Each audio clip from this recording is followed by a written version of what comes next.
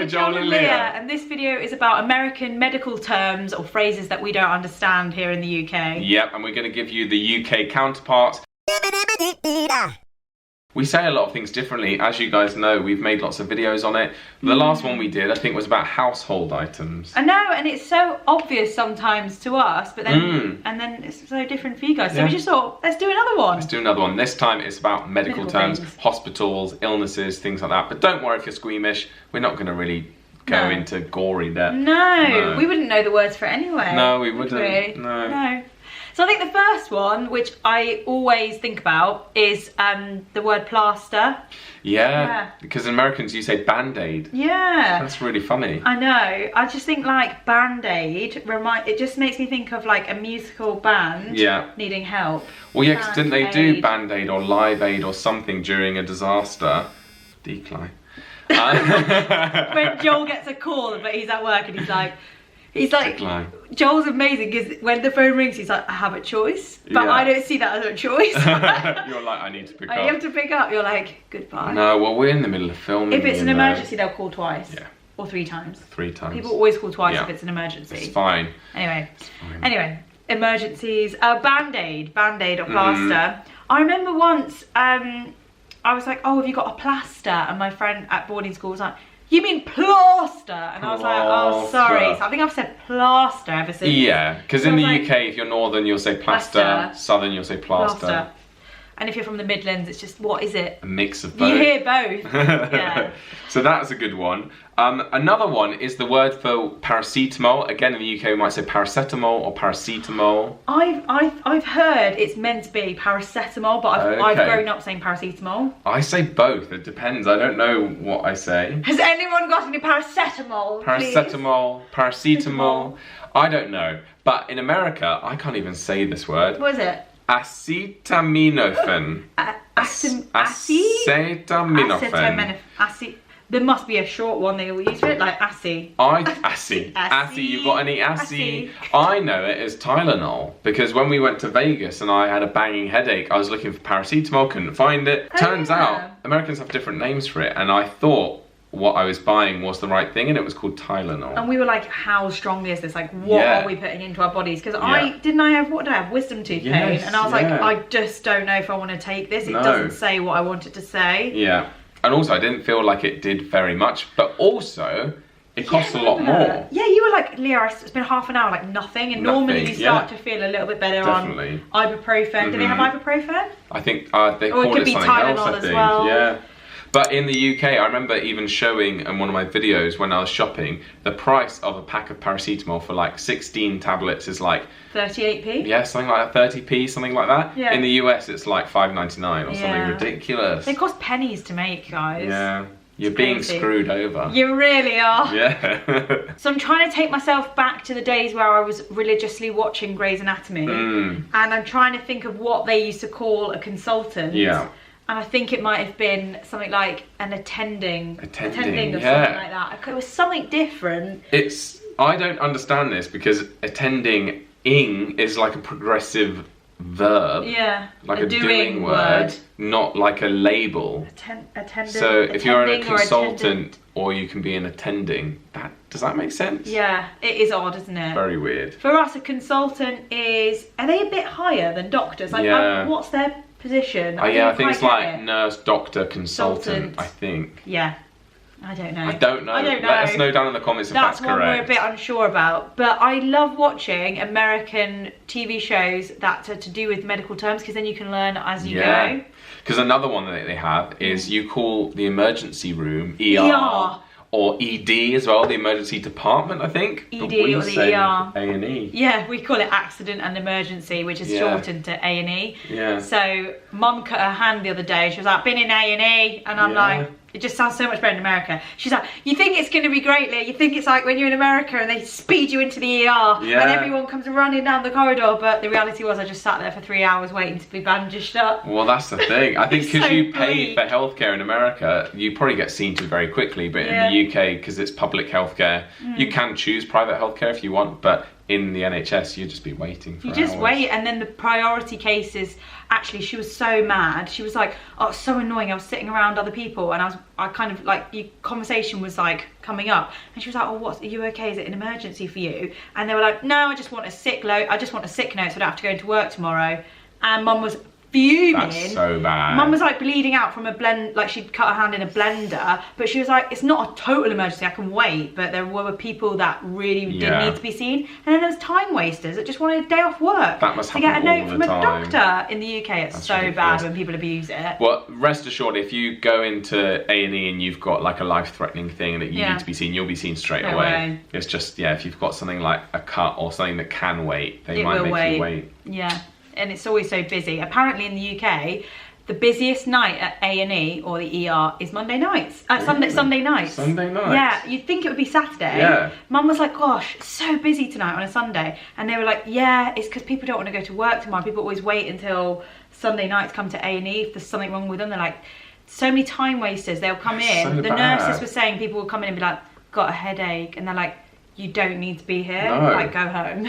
I love going to work. Yeah, I know. Yeah. This is work.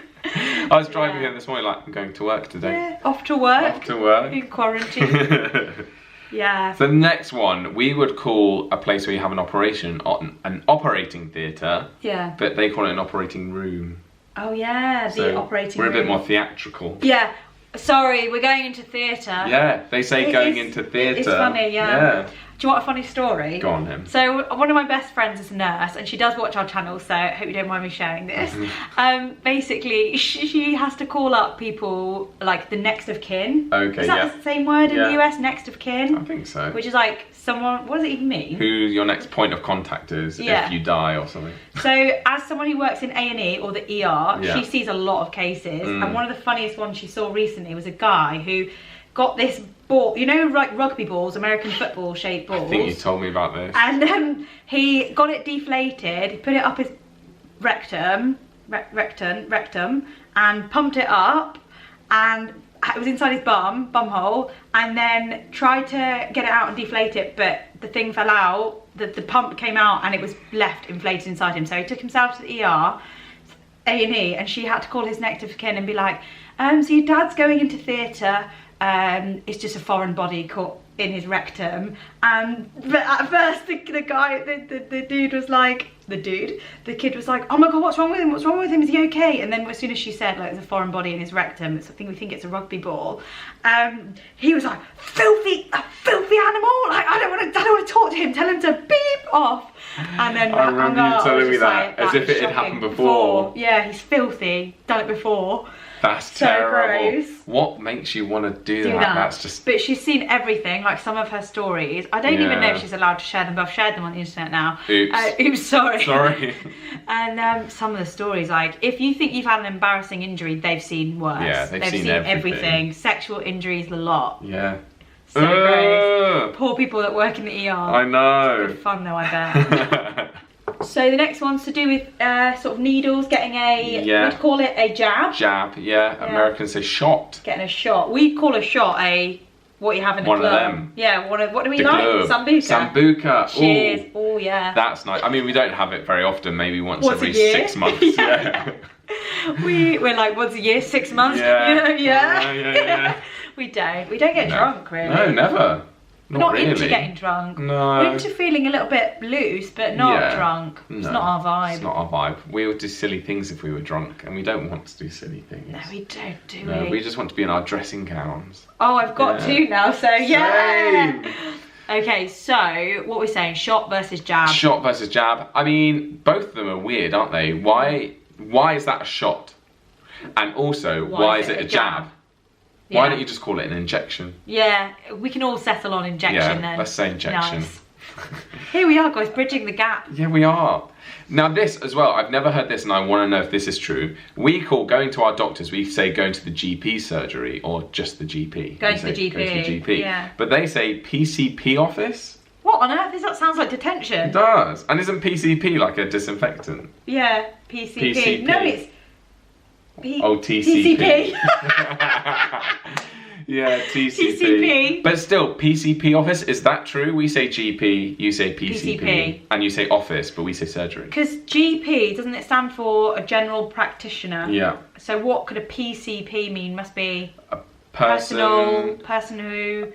correcting people. A person correcting people. A PCP. A PCP. Well, let us know if that's true. Yeah. I've got, well, one of our viewers is like, "Hi Leah, I'm a family doctor from..." Oh, family doctor. And I'm like, so you're a doctor? Just for families? Or yeah, what does that what's mean? a family doctor? I love that you're a family doctor. You're a lovely person. We've spoken many times, but what's a family doctor? I should probably just ask you. Surely that's just a doctor. Doctor. Yeah, maybe in a small town. I don't know. Who knows? Well, I've spoken to our family doctor. Well, maybe they have their own personal doctor. Wow, interesting. Wow. The next one is sick versus ill. So we might say, "I'm feeling really ill," but apparently Americans say, "I'm sick." I'm sick.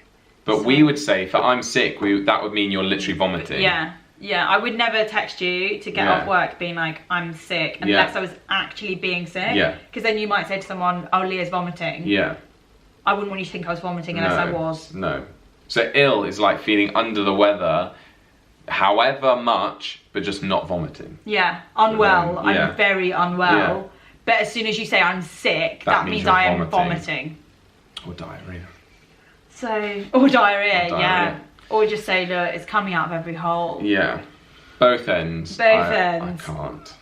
The great thing is, when I used to try and get out of work, when we did promo freelance work, go on. is oversharing, because people think that everyone's ashamed of having diarrhea, like a bad stomach. So people don't, if you go to someone and you're like, or you call up the agency, you're like, "I can't come in, sorry if this is really gross, but I've got such bad diarrhea, it's just coming out." And like you explain it, they're like, "Okay, no, they're like, that's fine. I don't want to hear it," and then they let you off. Yeah. Whereas people that are faking it, even though I was faking it, or people that are like, "Sorry, I'm ill, I can't come in," but I worked out if you share too much about your bowel movements, they're absolutely fine with it. Like, take all the time off you need. Yeah, that is so true, actually. And just to let you guys know, before you think I'm a horrible person, you don't get paid during promo work to have the sick day. You take no money. You take no money, so I didn't feel guilty. I was basically just giving myself the day off for no money. God, I wouldn't have even thought that people would think you're a bad person for that, but I suppose you have to just iron out all the creases there. You do now. I can always preempt being like, "You're a horrible person taking money from your employer." When you're faking it, I'm like, no, I wasn't. I just chose to not have money that day because I didn't want to go in. Yeah.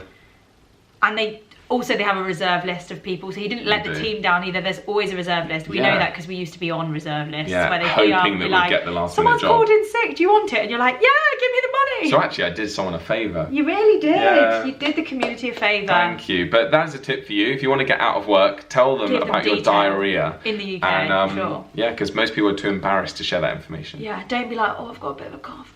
Yeah, no. That's like Karen and Mean Girls. Yeah. I'm sick.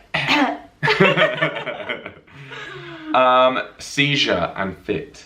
Okay, so we would say, "Oh, she's had a fit," and in the US it would be that they've had a seizure. Yeah. But I don't really hear anyone use the word seizure. Maybe you would if you worked in a hospital. Yeah. But it's quite common that we hear someone having a fit. Yeah, because we'd say epileptic fit. I feel like epileptic fit. If you're epileptic, obviously. But that maybe must be where it came from. Yeah. And we now use the word fit to talk about having a seizure. Yeah. So that's it. Yeah, I think that also, I think Americans might refer to that as like a tantrum. Like fits might be about having a child having a tantrum, but for us that's not throwing a fit. Throwing a fit, yeah. For us it's purely medical. Yes.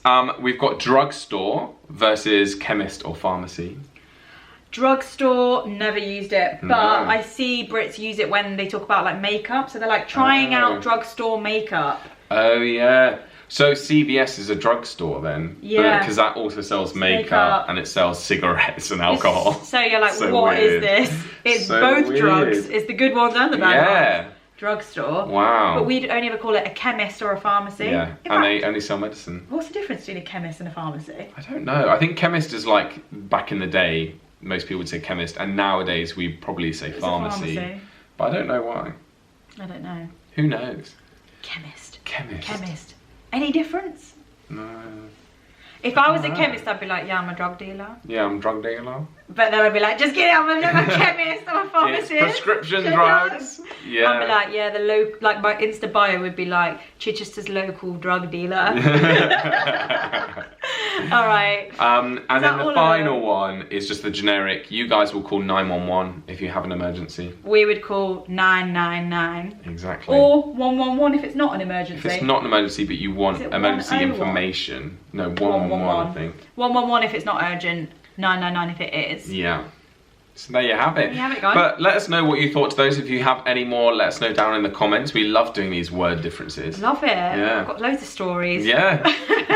Thanks so much for watching, guys. If you do want to join our memberships, we have got a special platform just for members, early access to videos, and some nice bonuses on live streams, etc. Yeah, Check that out. Please give this video a like if you did enjoy it. Share it with a friend. Pass it along. Yeah. Share the love and subscribe. We really do need the laughter at this, you know, dark time. Dark time. We do. We really do.